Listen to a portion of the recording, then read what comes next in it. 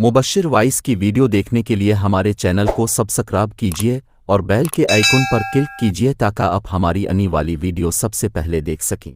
बिस्मिल्लाहिर्रहमानिर्रहीम। अस्सलाम वालेकुम। एक दफ़ा सुल्तान सलाहुद्दीन अयूबी रहमतुल्लाह अलैह की खिदमत में कुलसूम नामी नौजवान हसीन व जमील लड़की, जिसने अपना मुकम्मल जिस्म मुकम्मल पर्दे से ढांपा हुआ था, उसके चेहरे पर भी नकाब था।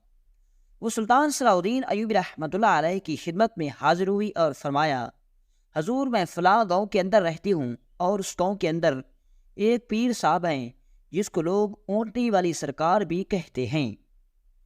वो पीर साहब बड़ा ही इबादत गुजार और वली अल्लाह लगता है और हजूर, उस पीर साहब के पास एक ऊँटनी है और हजूर, वो हर 40 दिन के बाद अपनी ऊँटनी को गांव के अंदर आज़ाद छोड़ देता है और जिस भी घर के दरवाजे पर वो ऊँटनी जाकर बैठ जाए, उस घर से एक नौजवान हसीन व जमील लड़की को तैयार करके उस पीर साहब की हवेली में गांव वाले पहुंचा देते हैं।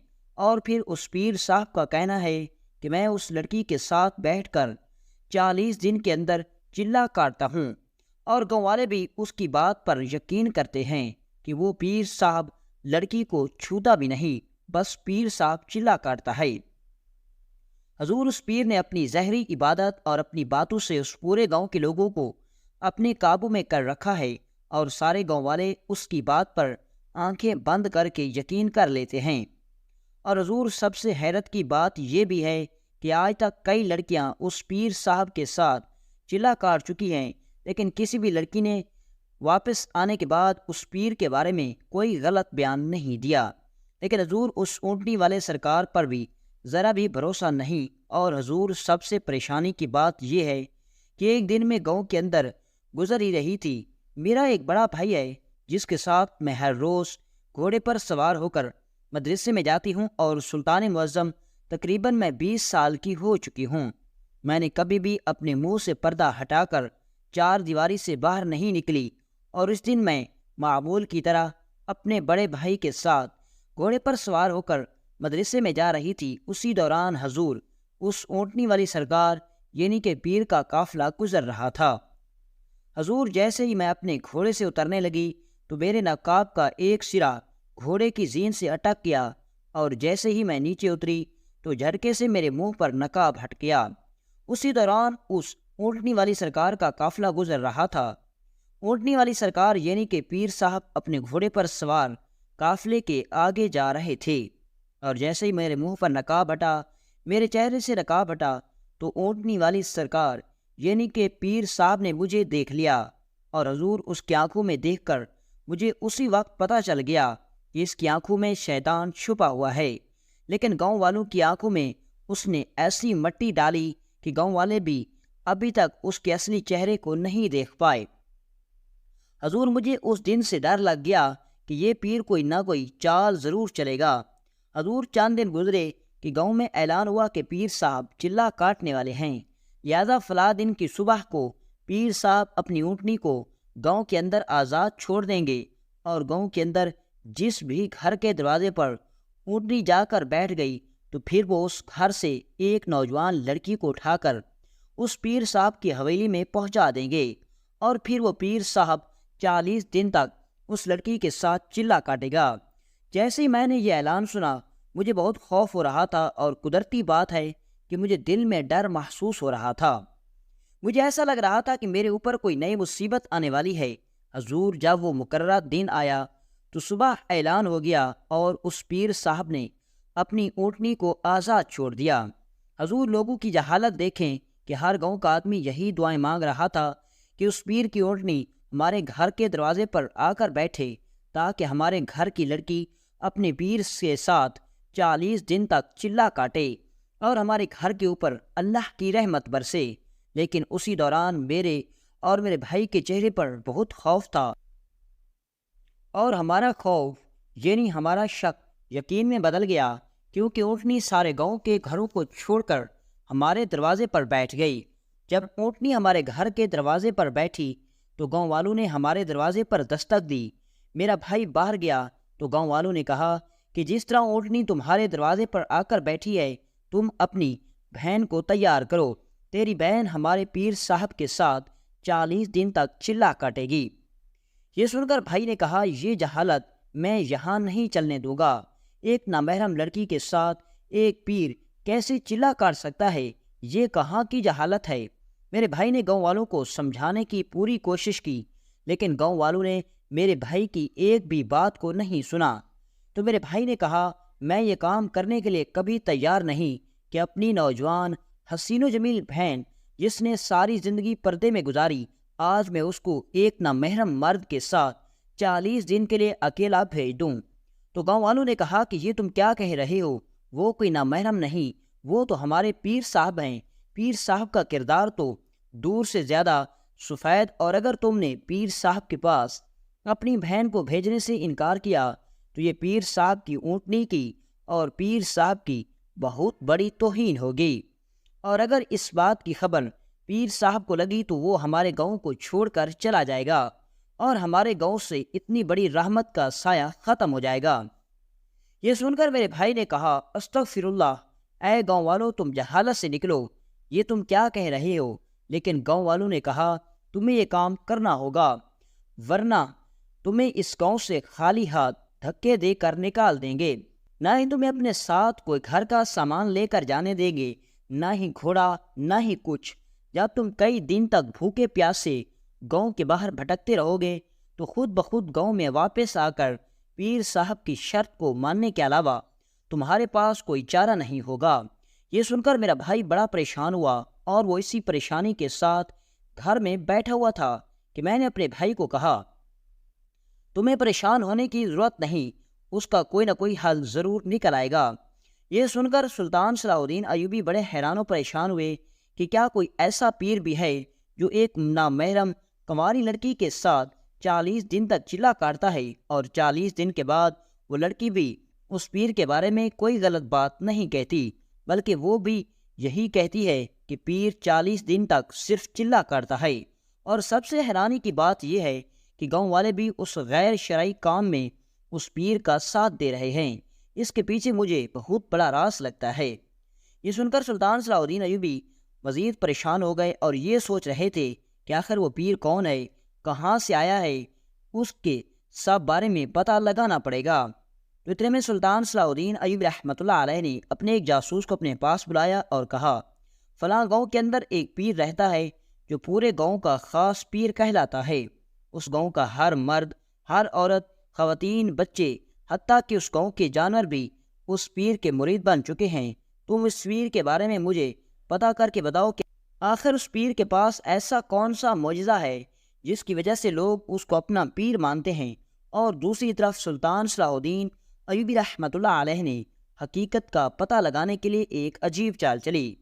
سلطان صلاح الدین ایوبی نے اس لڑکی کو کہا کہ جب گاؤں والے اس لڑکی کو پیر صاحب کے پاس بھیجتے ہیں تو کیا وہ لڑکی پردے میں ہوتی ہے یا بغیر پردے کے؟ تو اس نے کہا، حضور، لڑکی پردے میں ہوتی ہے۔ یہ سن کر سلطان نے کہا، پھر تو کوئی مسئلہ نہیں۔ یہ سن کر اس لڑکی نے کہا، حضور، یہاں بات میری عزت پر بن گئی ہے اور آپ کہہ رہے ہیں کوئی مسئلہ نہیں۔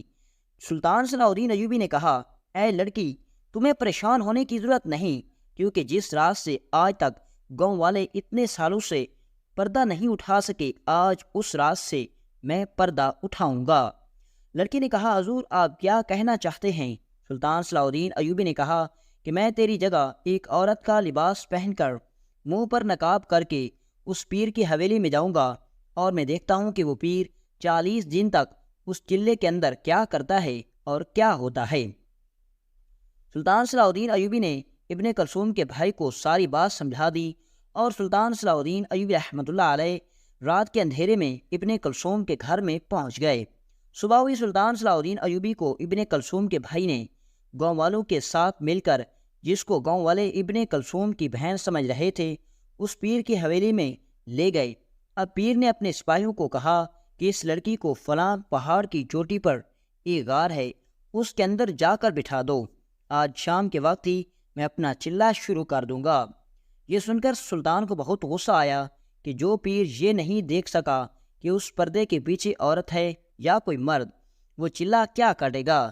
سپاہی نے سلطان صلاح الدین ایوبی کو اس چلے کے اندر بٹھا دیا، سلطان صلاح الدین ایوبی اس انتظار میں تھے کہ کب وہ پیر آئے گا، اور وہ دیکھتے ہیں کہ آخر وہ پیر اس غار کے اندر کیا کرتا ہے، یا اس سے پہلے وہ لڑکیوں کے ساتھ کیا کرتا آ رہا ہے۔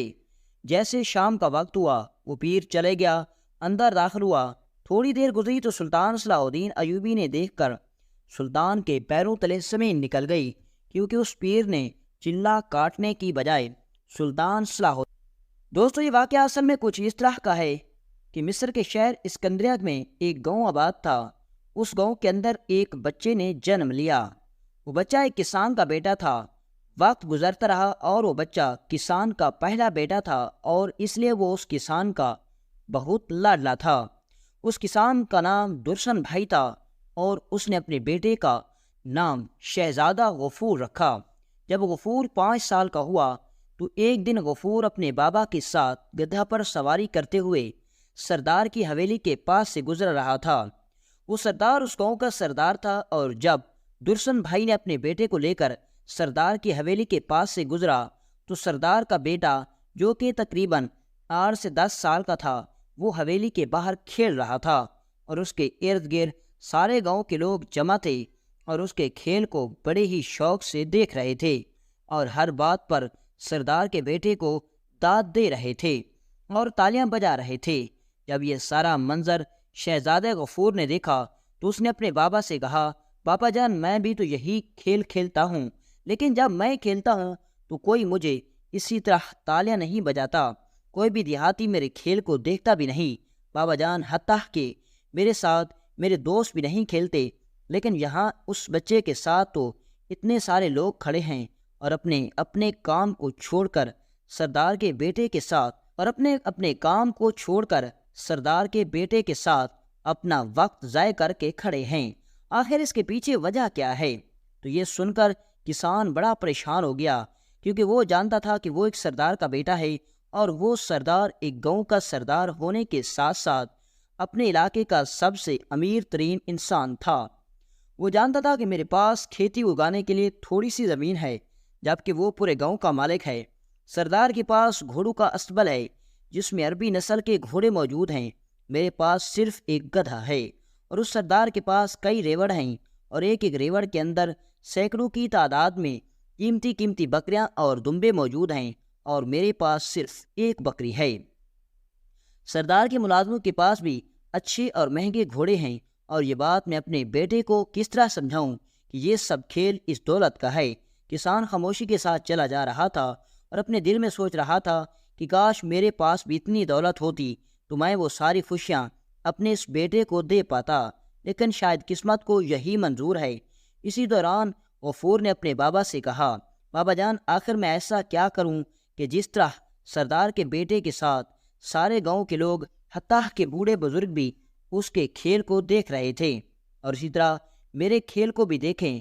تو نہ چاہتے ہوئے بھی کسان نے اپنے بیٹے کو کہا، بیٹا تم جانتے ہو وہ ایک سردار کا بیٹا ہے، اور وہ سردار بہت رئیس انسان ہے، اس کے پاس بہت دولت ہے، اس لیے لوگ اس کی عزت کرتے ہیں، اور تم ایک کسان کے بیٹے ہو جس کے پاس کوئی اچھی سواری نہیں، بتاؤ لوگ آپ کی عزت کیسے کریں؟ تو یہ سن کر اس 5 سالہ بچے نے کہا، بابا جان پھر میں بڑا ہو کر بہت دولت کماؤں گا تاکہ لوگ میری بھی اسی طرح عزت کریں۔ یہ دیکھ کر کسان بڑا پریشان ہوا کہ میرا بیٹا بھی باقی لوگوں سے ہٹ کر ہے۔ اب وقت گزرتا رہا اور کسان کا بیٹا اپنے بابا سے اسی طرح کے سوال کرتا، اور کسان بھی اس کے سوالوں کو سن کر بڑا حیران و پریشان ہوتا، اور وہ سوچتا کہ کہیں اگر میرا بیٹا اپنے خوابوں کو پورا نہ کر سکا تو کہیں یہ راستے سے بھٹک نہ جائے۔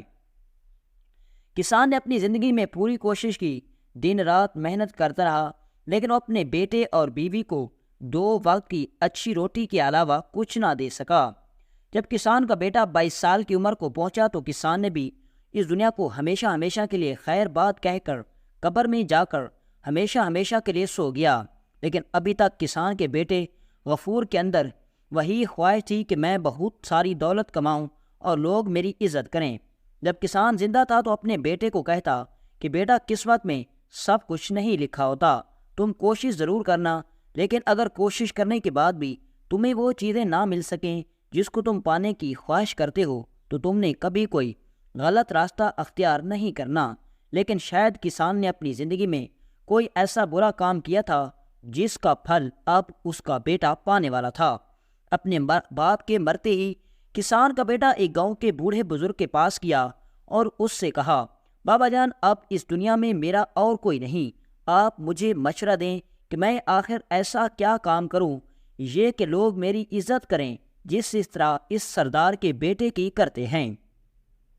جب سردار کا بیٹا گاؤں کی گلیوں سے گزرتا ہے تو گاؤں کا ہر فرد سردار کے بیٹے کو خوش آمدید کہنے کے لیے اپنے اپنے دروازوں پر موجود ہوتے ہیں، لیکن جب میں گاؤں کے اندر گزرتا ہوں تو میرے اپنے قریبی رشتہ دار بھی مجھ سے بات کرنا گوارا نہیں سمجھتے۔ تو اس بوڑھے بزرگ نے کہا، بیٹا، یہ سب کچھ قسمت کا کھیل ہے اور وہ ایک سردار کا بیٹا ہے، تم کسان کے بیٹے ہو، لہذا جو تیرے نصیب میں لکھا ہے اس کو قبول کرو۔ لیکن پھر بھی اس غفور نے کسی کی بات نہیں سنی اور اپنے ایک دوست کے پاس گیا اور کہا، مجھے آخر ایسا کیا کرنا چاہیے جس سے میں چند دنوں کے اندر اندر امیر ہو جاؤں۔ اس کا دوست بڑا ہی لالچی اور عیاش قسم کا تھا۔ اس نے اپنے دوست کو مشورہ دیا کہ تم اپنے بابا کی زمین، اپنا گھر اور اپنی ماں کے بچے ہوئے زیورات بیچو، وہ سب بیچ کر میرے ساتھ بازار میں تجارت کرو، تم چند سالوں کے اندر اندر بہت بڑے تاجر بن جاؤ گے، پھر تیرے پاس بھی بہت دولت ہوگی، پھر تم مہنگے گھوڑوں پر سواری کرو گے اور لوگ تیری عزت کریں گے۔ یہ سن کر غفور جذباتی ہو گیا اور آ کر اس نے کچھ نہ سوچے سمجھے بغیر سارا کچھ بیچ دیا۔ جب اس کی ماں نے دیکھا کہ میرا بیٹا یہ قدم اٹھا رہا ہے تو اس کو بڑا روکتی رہی۔ جب اس کی ماں نے اسے زیادہ روکا تو غفور نے اپنی ہی ماں کو اپنے گھر سے دھکے دے کر نکال دیا، اور جب اس بات کی خبر سردار کو لگی تو سردار اس کی بوڑھی ماں کو اپنے گھر لے آیا اور سردار کا بیٹا غفور کی ماں کی خدمت کرنے لگا، اور غفور نے اپنا سب کچھ بیچا اور سارا سونا جمع کر کے اپنی دوست کے ساتھ تجارت کرنے لگا۔ لیکن غفور کے پاس تجارت کرنے کا ذرا بھی تجربہ نہیں تھا اور چند دنوں کے اندر اندر غفور نے ساری دولت گنوا دی۔ چند ماہ کے بعد اب غفور کے پاس نہ ہی رہنے کے لیے گھر، نہ ہی کوئی رقم موجود تھی، حتیٰ کہ اب اس کو کھانے کے بھی لالے پڑنے لگے۔ غفور نے دیکھا کہ اب ایسا کیا کیا جائے جس سے میں بڑا آدمی بن سکوں۔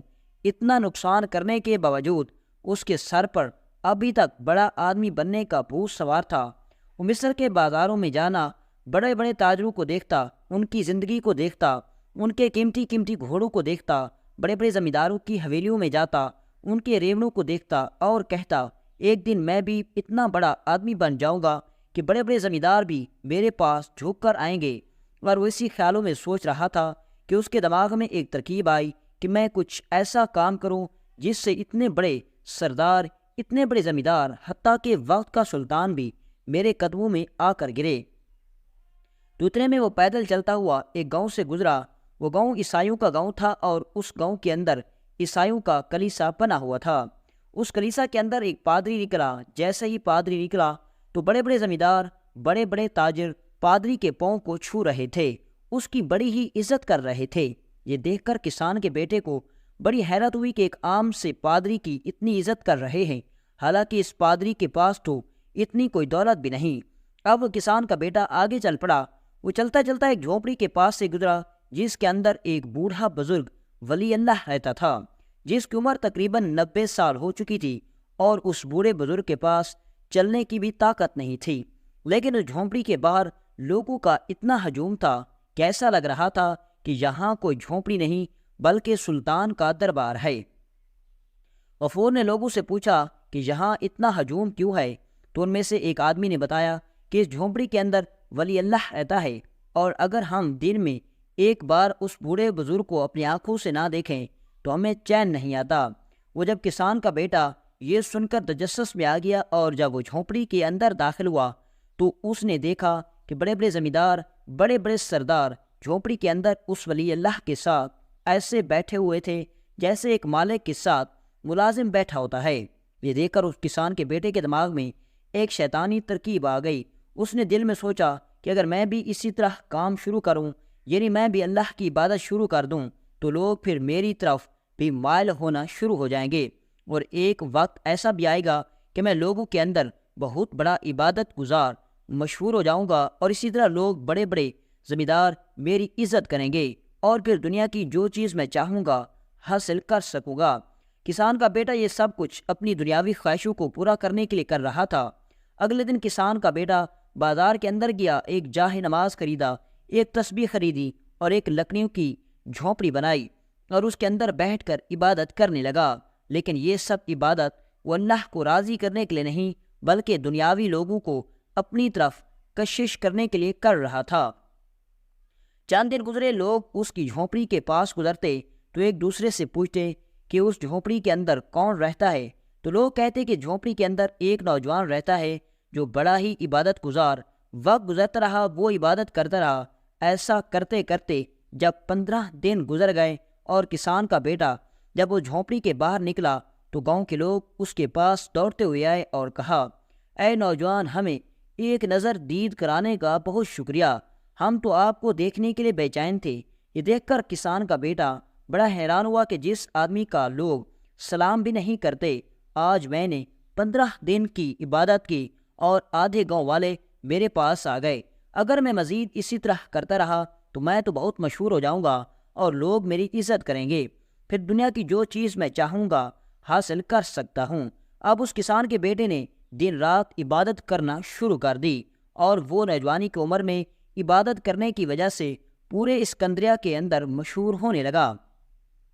ہر جگہ اس نوجوان کے چرچے ہونے لگے، لیکن وہ ساری عبادت وہ صرف دنیا کو دکھاوے کے لیے کر رہا تھا۔ کبھی اس کا خیال اپنے رب کی طرف نہیں گیا، پھر رب اس کو اپنی راہ کی طرف آنے بھی نہیں دے رہا تھا۔ کسان کا بیٹا اسی طرح کرتے کرتے اس کو کئی سال گزر گئے اور اب اس کسان کا بیٹا کم عمری میں ہی ایک ولی اللہ کے نام سے مشہور ہو گیا۔ اب اس نوجوان کی عبادت گزاری کی شہرت اتنی ہوئی کہ وقت کے وزیر بھی اس کے پاس ملنے کے لیے آتے تھے۔ اب گاؤں کا سردار جس کا بیٹا اس کے ساتھ بات نہیں کرتا تھا، اسی گاؤں کا سردار اس نوجوان کے پاس جب بھی آتا تو اس کے لیے تحائف اور دنیا انواع کی ہر قسم کی چیزیں لے کر آتا۔ اب اس نوجوان کے پاس کوئی دولت کی کمی نہیں تھی اور یہ سب کچھ وہ دکھاوے کی عبادت کرنے کی وجہ سے حاصل کر چکا تھا۔ یہ دیکھ کر وہ بڑا حیران ہوا کہ جو چیز میں سب کچھ گوا کر بھی حاصل نہ کر سکا، میں نے چند سال دکھاوے کی عبادت کی اور دنیا کی ہر چیز حاصل کر لی، اور اگر میں اسی طرح کرتا رہا تو پھر میں جو چیز چاہوں گا حاصل کر لوں گا۔ وقت گزرتا رہا اور اب اس نوجوان کی عمر 30 سال ہو چکی تھی۔ اس کے چہرے پر بڑی بڑی داڑھی، سر پر زلفیں اور ملنگو جیسا لباس۔ اب جب وہ اپنی جھونپڑی سے نکل کر مسجد کی طرف جاتا تو گاؤں کی گلیاں لوگوں سے بھر جاتی۔ گاؤں کا ہر فرد اس نوجوان ولی اللہ کے ہاتھوں کو چومنے کے لیے تڑپتا، کیونکہ وہ اپنے علاقے کا بہت ولی اللہ بن چکا تھا اور لوگ اس کو اپنا پیر ماننے لگے۔ اب اس پیر کی شہرت نہ صرف اسکندریہ بلکہ کہرا اور منصورہ تک پھیلنے لگی، حتیٰ کہ فلسطین سے آنے والے تاجر بھی اس نوجوان ولی اللہ کے پاس ضرور آتے اور اس کے ہاتھ اپنے سر سے پھرواتے اور پھر چلے جاتے، لیکن اس کے پردے پیچھے کیا تھا کوئی نہیں جانتا تھا۔ بس لوگ اس کی زہری عبادت کو دیکھ کر اس کے دیوانے ہو رہے تھے اور شاید قدرت کو بھی یہی منظور تھا اور قدرت اس کو موقع دے رہی تھی۔ آج جب اس کو عبادت کرتے کرتے 8 سے زیادہ سال گزر چکے تو اس نوجوان نے سوچا کہ کوئی ایسا طریقہ کھیلا جائے کہ بڑے بڑے امیر اور رئیس دار لوگوں کے پاس چھپی ہوئی دولت میں بٹور سکوں۔ اب اس نوجوان نے اپنے گاؤں کے لوگوں کو کہا کہ میرے لیے ایک بڑا صندوق بنوا کر لاؤ۔ گاؤں کے لوگوں نے پوچھا کہ پیر صاحب آپ بڑا صندوق کیوں بنوانا چاہتے ہیں؟ تو اس نے کہا کہ میں وہ بڑا صندوق بنوا کر اپنی جھونپڑی کے دروازے پر رکھنا چاہتا ہوں۔ میں چاہتا ہوں کہ میرے دروازے پر جو بھی ہے وہ کچھ نہ کچھ اس صندوق میں ڈال کر چلا جائے، اور جو بھی صندوق میں ڈال کر جائیں گے میں وہ سونے کے سکے رات کے اندھیرے میں ان لوگوں کے گھروں تک رکھ کر آؤں گا جن کو ان کی ضرورت ہے، اور کس کو کتنی رقم کی ضرورت ہے یہ بات صرف میں جانتا ہوں۔ یہ سن کر گاؤں والے بڑے خوش ہوئے کہ اتنا بڑا ولی اللہ ہو کر بھی ابھی بھی غریبوں کے بارے میں سوچ رہا ہے۔ لوگ اب اس کی جھونپڑی کے پاس اس بزرگ سے، اس ولی اللہ سے جو بھی ملنے آتا اس کے اندر بھاری بھاری سونے کے سکیوں سے بھری تھیلیاں ڈال کر چلے جاتے۔ اب وہ نوجوان بڑا خوش ہو گیا کہ جو دولت میں اپنا سب کچھ کما کر بھی حاصل نہیں کر سکا، آج میں اتنی دولت ایک دن میں حاصل کر رہا ہوں۔ وہ لوگوں کو کہتا کہ میں آپ کی دی ہوئی رقم غریبوں میں بانٹ رہا ہوں، لیکن حالانکہ ایسا بالکل نہیں تھا۔ وہ وہی سونا اپنی اس جھونپڑی کے اندر ایک تہہ خانے کے اندر چھپا رہا تھا۔ اس کا خیال تھا کہ جب میں بہت زیادہ رقم کما لوں گا تو میں یہ بھیس ختم کر کے کسی دوسرے وطن چلا جاؤں گا اور وہاں جا کر عیش کی زندگی گزاروں گا، لیکن وہ نہیں جانتا تھا کہ وہ کس لالچ کے دھلدل میں پھنس چکا ہے اور اس جگہ سے نکلنا اس کے لیے آسان نہیں ہے۔ بہرحال وقت گزرتا رہا اور وہ اس کے لالچ کے دھلدل میں دھنستا جا رہا تھا۔ چند سال گزرے، اب اس نے اتنی دولت کما لی کہ اب اس کے پاس رکھنے کے لیے جگہ نہیں تھی، اور وہ اپنی اس عبادت میں اتنا مشہور ہوا کہ نوجوانی کی عبادت نے اس کو اتنا مشہور کر دیا کہ اس کے پاس وزیر ملنے کے لیے آتا تو وہ اس کو اتنی دولت دے کر چلا جاتا جتنا وہ سنبھال بھی نہیں سکتا تھا۔ اب اس نوجوان نے اتنی دولت کما لی کہ وہ اب اگر ساری زندگی بھی بیٹھ کر کھاتا تو پھر بھی ختم نہ ہوتی، لیکن پھر اس نے دل میں سوچا کہ اگر میں نے یہ کام ختم کر دیا اور دوسرے ملک چلا گیا تو میری کوئی پہچان نہیں ہوگی، پھر لوگ میری عزت نہیں کریں گے، میری زندگی تو عیش و عشرت کی ہوگی، لیکن لوگ جس طرح میرے ایک حکم پر اپنی جان دینے کے لیے تیار ہو جاتے ہیں اسی طرح میری کوئی بھی بات نہیں سنے گا، لہذا یہ کام جاری رکھنا چاہیے، اس سے مجھے عزت بھی مل رہی ہے اور دولت بھی مل رہی ہے۔ اب وہ نوجوان عبادت میں اتنا مشہور ہو گیا کہ گاؤں کے جو بھی لوگ اپنی بیٹی یا بیٹے کی شادی کرنے سے پہلے اس اپنے پیر کے پاس لے کر آتے اور وہ پیر صاحب ان کے سر پر ہاتھ رکھتا اور ان کے لیے دعائیں کرتا تاکہ وہ اپنی زندگی خوشی خوشی گزاریں، اور اسی طرح اس کی کچھ دعائیں قبول بھی ہوتی رہیں، اور اس لیے وہ اپنی اس شیطانی سفر میں مزید دھنستا چلا جا رہا تھا۔ ایک دفعہ اس کے پاس ایک ایسی لڑکی کو لایا گیا جس کا بوڑھا باپ مٹی کے برتن بنا کر بیچتا تھا، لیکن جب اس نوجوان نے، جو کہ گاؤں والوں کے لیے بہت بڑا پیر تھا، اس کے پاس اس کمہار کی بیٹی کو لایا گیا تو دیکھ کر وہ پاگل ہو گیا۔ وہ لڑکی خوبصورت نہیں بلکہ بلا کی خوبصورت تھی۔ وہ دیکھ کر بڑا حیران ہو گیا کہ کوئی لڑکی اتنی بھی خوبصورت ہو سکتی ہے، اور جب اس نے اس کے ہاتھ پر ہاتھ رکھا تو ایسے لگا کہ کسی شہزادی سے کم نہیں۔ اب اس نوجوان شہزادہ غفور کے دل میں لالچ جاگ گیا۔ اس نے رات کے اندھیرے میں اس کمہار کی بیٹی کی طرف اپنا ایک سپاہی بھیجا کہ جا کر اس کو کہو، اگر تم چاہتی ہو کہ تیری شادی اپنے من پسند لڑکے سے ہو جائے تو شادی سے پہلے ایک رات پیر صاحب کے پاس آ کر گزارو، ورنہ پیر صاحب تیری زندگی برباد کر دے گا۔ جب یہ پیغام اس لڑکی کو ملا تو وہ بڑی پریشان ہو گئی کہ جس پیر صاحب کے بارے میں لوگ اتنا یقین کرتے ہیں، جس کے بارے میں لوگ سن کر اپنی جان دینے کے لیے تیار ہو جاتے ہیں، اس کا کردار اتنا غلیظ ہے۔ لیکن وہ جانتی تھی کہ اگر میں نے اس بات کے بارے میں گاؤں والوں کے سامنے نام بھی لیا تو وہ مجھے زندہ زمین میں گاڑ دیں گے۔ لیکن پھر دوسری طرف اس نے کہا کہ میں اپنی عزت کا سودا بھی کسی صورت میں نہیں کر سکتی۔ اس نے اس پیر صاحب کے سپاہی کو کہا کہ اپنے جا کر اس ڈھونگی پیر کو کہہ دو کہ میں تو مر جاؤں گی لیکن کبھی تیرے پاس نہیں آؤں گی۔ جب اس پیر کو خبر لگی کہ اس لڑکی نے آنے سے انکار کر دیا تو اگلے دن اس پیر نے گاؤں کے لوگوں کو کہا کہ یہ لڑکی تمہارے لیے ٹھیک نہیں ہے، تم اس لڑکی کو اپنے گاؤں سے نکال دو اور گاؤں کا کوئی بھی لڑکا اس سے شادی نہ کرے، اور یہ میرا حکم ہے۔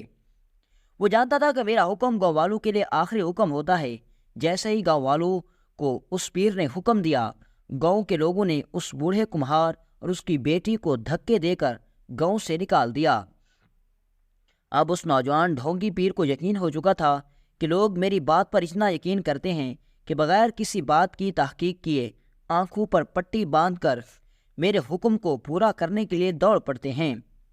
اب اس نے دل میں سوچا کہ اب لوگ اگر میرے اتنے ہی مرید بن گئے ہیں تو ان سے کوئی بڑا فائدہ اٹھایا جائے۔ اب اس نے سوچا کہ میں نے اتنی دولت کما لی کہ میں سب کچھ حاصل کر سکتا ہوں، کیوں نہ کچھ ایسا کیا جائے جس سے میں اپنی جسمانی لذت بھی حاصل کر سکوں۔ وہ ساری رات سوچتا رہا۔ صبح اس نے گاؤں کے لوگوں کو اپنے پاس بلا لیا اور کہا، میں چاہتا ہوں کہ میں آپ گاؤں والوں کے لیے ایک چلہ کاٹوں تاکہ آپ کے گاؤں پر رحمت نازل ہو اور یہ گاؤں ترقی کرتا کرتا بہت بڑا شہر بن جائے، اس گاؤں کے اندر بڑے بڑے بازار تعمیر ہو جائیں اور اس گاؤں کو دنیا کی ہر سہولیات میسر ہوں۔ یہ سن کر گاؤں کے بیوقوف لوگوں نے کہا، پیر صاحب، جو آپ کا حکم ہو۔ اس پیر نے کہا، لیکن وہ چلہ کاٹنے کے لیے ایک مشکل ہے۔ لوگوں نے کہا، حضور آخر کون سی مشکل ہے؟ تو اس پیر نے کہا کہ میں وہ جو چلہ کاٹوں گا اس کے لیے مجھے ایک نوجوان لڑکی کی ضرورت ہوگی جو کنواری ہو، جو 40 دن تک میرے ساتھ بیٹھ کر چلہ کاٹے گی، اور وہ چلہ اس قسم کا ہے کہ میں اس نوجوان کنواری لڑکی کی ضرورت پڑے گی۔ یہ سن کر گاؤں کے بیوقوف لوگ اس ڈھونگی بابا پر یقین کر گئے اور کہا، پیر صاحب آپ بتائیے کہ گاؤں کی کون سی لڑکی آپ کے ساتھ چلہ کاٹنے کے لیے آئے؟ تو چونکہ وہ ڈھونگی پیر سوچ چکا تھا کہ یہ کام میں نے ساری زندگی جاری رکھنا ہے، اور اسی طرح میں نے گاؤں کے لوگوں کی عزت کے ساتھ کھیلنا ہے، کیونکہ یہی گاؤں کے لوگ 4 سال پہلے میری بات بھی نہیں سنتے تھے، لہٰذا ان کو میں نے پوری طرح برباد کرنا ہے۔ اس نے گاؤں کے لوگوں کو کہا کہ کل صبح میں اپنی اونٹنی کو آزاد کر دوں گا، اور وہ اونٹنی جس بھی گھر کے دروازے پر جا کر بیٹھے گی اس گھر کے اندر ایک نوجوان لڑکی کو میرے پاس حاضر کر دینا، اور 40 دن کے بعد چلہ کاٹنے کے بعد اس لڑکی کو میں آزاد کر دوں گا۔ یہ سن کر گاؤں والے خوش ہو گئے کہ اگلی صبح اس پیر نے اپنی اونٹنی کی رسی کھول دی۔ اب اونٹنی بھی چلتی چلتی ایک دروازے پر جا کر بیٹھ گئی۔ گاؤں والے نہیں جانتے تھے کہ وہ اونٹنی بھی اس کے ہاتھ کی سکھائی ہوئی ہے، وہ تو ایک جانور ہے، اور جو بات وہ نوجوان ڈھونگی پیر اس کو سکھاتا ہے وہ اونٹنی بھی یہی کرتی ہے، اور وہ نوجوان اس اونٹنی کو جس کے گھر کے دروازے پر بیٹھنے کے لیے کہہ دیتا تھا وہ اونٹنی اسی دروازے پر جا کر بیٹھ جاتی۔ جیسے اس اونٹنی کو کھولا تو اونٹنی ایک دروازے پر جا کر بیٹھی۔ وہ ایک تاجر کا گھر تھا اور اس تاجر کی بہت خوبصورت اور حسین و جمیل بیٹی تھی۔ جب تاجر نے سنا کہ میرے دروازے پر پیر صاحب کی اونٹنی آ کر بیٹھی ہے تو وہ بڑا خوش ہوا، اور اس نے گھر میں جشن کا انتظام کیا کہ ہمارے اتنے بڑے پیر کے ساتھ میری بیٹی چلہ کاٹنے کے لیے جائے گی، یہ تو میری خوش نصیبی ہے۔ اگلی صبح اس تاجر نے اپنی بیٹی کو ایک سجی ہوئی گھوڑی پر بٹھا دیا اور اس پیر کی بتائی ہوئی جگہ پر لے گیا۔ اب وقت گزرتا رہا اور 40 دن گزر گئے۔ وہ تاجر بڑا خوش تھا کہ میری بیٹی اتنے بڑے پیر کے ساتھ چلہ کاٹ رہی ہے۔ یہ شاید ان کا اندھا اعتماد تھا یا پھر ان گاؤں والوں کی یہ جہالت تھی۔ بہرحال وقت گزرتا رہا اور اس کام میں اس تاجر کو بڑا مزہ آ رہا تھا۔ لوگ اس کی اتنی عزت کر رہے تھے، اس کے پاس دولت کی بھی کمی نہیں رہی تھی، اور اس ناٹک کی وجہ سے وہ ہر مہینے ایک نوجوان لڑکی کے جسم سے لطف اٹھاتا رہتا۔ پھر 40 دن گزرتے، پھر وہ نیا چلہ کاٹتا اور اسی طرح ایک لڑکی کو لے جاتا۔ وقت گزرتا رہا، اس گاؤں کے اندر ابن کلثوم نامی لڑکی رہتی تھی جو اپنے بڑے بھائی کے ساتھ رہتی تھی۔ ابن کلثوم نے ساری زندگی پردے میں گزاری، کبھی اپنے گھر کی حویلی کے باہر ننگے منہ نہیں نکلی۔ وقت گزرتا رہا، ایک دن ابن کلثوم اپنے بڑے بھائی کے ساتھ مدرسے میں پڑھنے کے لیے جا رہی تھی۔ جب وہ مدرسے کے دروازے پر پہنچی تو ابن کلثوم اپنے گھوڑے سے اترنے لگی تو اس کے چہرے سے پردہ ہٹ گیا، کیونکہ اس کے نقاب کا ایک سرا گھوڑے کی زین سے اٹک گیا۔ اسی دوران اس اونٹنی والی سرکار کا قافلہ گزر رہا تھا اور اس نے ابن کلثوم کو دیکھ لیا۔ بس دیکھنے کی دیر تھی، ابن کلثوم پر وہ پیر فدا ہو گیا، کیونکہ وہ بھی بہت ہی خوبصورت اور حسین و جمیل نوجوان کنواری لڑکی تھی۔ اس کے حسن نے اس کو پاگل کر دیا۔ اب اس پیر نے اعلان کر دیا کہ میں ایک اور چلہ کاٹنے والا ہوں، لہٰذا فلاں دن اونٹنی آزاد کر دی جائے، اور جس کے دروازے پر میری اونٹنی بیٹھے گی اس گھر سے ایک لڑکی کو لایا جائے گا۔ جب اس بات کی خبر ابن کلثوم کو لگی تو وہ بڑی ہی خوفزدہ ہو گئی، کیونکہ اس کو آنے والی مصیبت کا پتہ چل گیا تھا۔ چند دن گزرے، جب اس پیر نے اپنی اونٹنی کو چھوڑا تو اس اونٹنی سارے گاؤں سے ہوتی ہوئی اسی دروازے پر جا بیٹھی جس گھر کے اندر ابن کلثوم رہتی تھی۔ جب ابن کلثوم کے بھائی کو پتہ چلا، اس نے اپنی بہن کو آ کر بتایا، اور جب اس بات کی خبر ان دونوں کو لگی کہ اب وہ پیر ابن کلثوم کے ساتھ چلہ کاٹنے والا ہے تو ان دونوں نے انکار کر دیا۔ تو گاؤں والوں نے کہا کہ اگر تم نے انکار کیا تو ہم تمہیں اس گاؤں سے دھکے دے کر نکال دیں گے۔ یہ سن کر وہ بڑا پریشان ہوا۔ اب ابن کلثوم نے اپنے بھائی کو کہا، یا تو ہمیں گاؤں والوں کی بات ماننی ہوگی یا پھر ہمیں اپنے گاؤں سے نکلنا ہوگا۔ تو اس کے بڑے بھائی نے کہا، اگر ہم آج اس گاؤں کو چھوڑ کر چلے جاتے ہیں تو وہ اس پیر کی جیت ہو جائے گی اور ہماری ہار ہو جائے گی، لہٰذا ہم کبھی بھی اس گاؤں کو چھوڑ کر نہیں جائیں گے، ہم اس کا کوئی نہ کوئی حل ضرور نکالیں گے۔ وقت گزرتا رہا، جب مقررہ دن آیا تو ابن کلثوم نے اپنے بڑے بھائی کو ساتھ لیا اور سلطان صلاح الدین ایوبی کے پاس پہنچی، کیونکہ ابن کلثوم جانتی تھی کہ اس ظالم اور غدار پیر کو صرف سلطان صلاح الدین ایوبی ہی روک سکتا ہے۔ ابن کلثوم یہ بات اچھی طرح جانتی تھی کہ ایک مذہبی انسان کے خلاف کھڑا ہونا بہت مشکل ہوتا ہے، کیونکہ آپ کے اپنے قریبی بھی آپ کے مخالف ہو جاتے ہیں۔ بہرحال سلطان صلاح الدین ایوبی عدالت میں موجود تھے کہ ابن کلثوم سلطان صلاح الدین ایوبی کی عدالت میں حاضر ہوئی۔ سلطان صلاح الدین ایوبی رحمۃ اللہ علیہ کے سامنے کہنے لگی، حضور میں فلاں گاؤں کے اندر رہتی ہوں، اس گاؤں کے اندر ایک پیر جس کا نام شہزادہ غفور ہے وہ رہتا ہے۔ حضور اس گاؤں کا اور اس کے پیر کا رواج ہے کہ وہ پیر ہر 40 دن کے بعد ایک چلہ کاٹتا ہے، اور اس چلے کے اندر چلہ کاٹنے سے پہلے وہ گاؤں کے اندر ایک اونٹنی کو چھوڑ دیتا ہے، اور اونٹنی جس کے دروازے پر جا کر بیٹھتی ہے اس گھر سے ایک نوجوان کنواری لڑکی کو تیار کر کے اونٹنی والی سرکار کے غار میں بٹھا دیا جاتا ہے، اور وہ اونٹنی والی سرکار 40 دن تک اس کے ساتھ چلہ کاٹتی ہے، اور 40 دن کے بعد وہ اس لڑکی کو آزاد کر دیتا ہے۔ حضور اب آپ ہی بتائیں کہ ایک نامحرم مرد ایک اندھیرے غار میں 40 دن کے اندر کیسے ایک نوجوان کنواری لڑکی کے ساتھ چلہ کاٹ سکتا ہے؟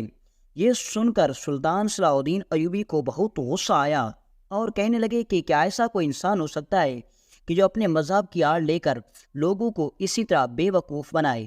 غصے سے سلطان صلاح الدین ایوبی کا چہرہ لال ہو رہا تھا۔ سلطان صلاح الدین ایوبی نے علی بن سفیان کو حکم دیا کہ میرا گھوڑا تیار کرو، میں ابھی اور اسی وقت جا کر اس جعلی پیر کا گلا کاٹ دیتا ہوں۔ تو یہ سن کر ابن کلثوم نے کہا، حضور یہ کرنا بہت آسان ہے لیکن صحیح نہیں ہے۔ حضور اس پیر نے پچھلے کئی سالوں سے لوگوں کے دلوں میں اپنے لیے بہت عزت اور احترام پیدا کر دیا ہے، لوگ اس کو اپنا مرشد مانتے ہیں، اور اگر آپ نے اس کے ساتھ ایسا کیا تو لوگ آپ کو باغی سمجھیں گے اور آپ کی سلطنت میں شر پھیل جائے گا۔ حضور اگر آپ اس ڈھونگی پیر کا اصل چہرہ ان گاؤں والوں کو دکھا دیں تو پھر اس پیر کا خاتمہ آسان ہوگا۔ ابن کلثوم کی یہ ترکیب سلطان صلاح الدین ایوبی کو پسند آ گئی۔ سلطان صلاح الدین ایوبی رحمۃ اللہ علیہ نے ابن کلثوم کو کہا کہ پھر تم اس پیر کے ساتھ چلہ کاٹنے کے لیے تیار ہو جاؤ۔ یہ سن کر ابن کلثوم نے کہا، حضور میں آپ کی بات سمجھی نہیں۔ تو سلطان صلاح الدین ایوبی نے کہا، جب تم اس ڈھونگی پیر کے ساتھ چلہ کاٹنے کے لیے جاؤ گی تو میں اس گاؤں کے چاند سمجھدار آدمی کو اس غار کے پاس لے کر آؤں گا، اور جب پہلی رات جب وہ چلے کا آغاز کرے گا تو اس وقت پتہ چل جائے گا کہ کیا وہ حقیقتاً میں کوئی چلہ کاٹتا ہے یا پھر وہ لڑکیوں کے جسم کے ساتھ کھیلنے کے لیے ناٹک کر رہا ہے۔ لیکن تمہیں ہمت نہیں ہارنی، تمہیں یہ علم ہونا چاہیے کہ اس وقت میں وہاں ہوں گا، اور اگر اس نے تیرے ساتھ کچھ غلط کرنے کا سوچا بھی تو میں اس کی گردن اتار دوں گا۔ ابن کلثوم نے کہا، ٹھیک ہے۔ سلطان صلاح الدین ایوبی نے علی بن سفیان کو بھیجا اور کہا، اس گاؤں کے اندر 2-3 سمجھدار بوڑھے آدمی بلا کر لاؤ جن کی بات پر پورے گاؤں والے یقین کرتے ہوں۔ علی بن سفیان اس گاؤں کے اندر پہنچ گیا، اور علی بن سفیان کی دور اندیش آنکھوں نے دیکھ لیا کہ اس گاؤں کے اندر کون سے 2-3 بوڑھے بزرگ سمجھدار ہیں۔ علی بن سفیان ان کو لے کر سلطان صلاح الدین ایوبی کے پاس پہنچا، اور سلطان صلاح الدین ایوبی نے ان کو یہ سارا منصوبہ تفصیل سے بتا دیا۔ اب ابن کلثوم کا بھائی اس کو لے کر اپنے گھر چلا گیا۔ اگلی شام جب شام کا وقت ہوا تو ابن کلثوم کو اس غار کے اندر بٹھا دیا گیا۔ اس شام کو اس پیر نے چلے کا آغاز کرنا تھا۔ گاؤں والے نہیں جانتے تھے کہ اس بار اس غار کے گرد سلطان صلاح الدین ایوبی اور سلطان کے سپاہی چھپے ہوئے ہیں۔ جیسے ہی شام کا وقت ہوا، غار کے آگے لگا ہوا لکڑیوں کا دروازہ بند ہو گیا، لیکن سلطان صلاح الدین ایوبی اس کے اندر پہلے سے چھپے ہوئے تھے۔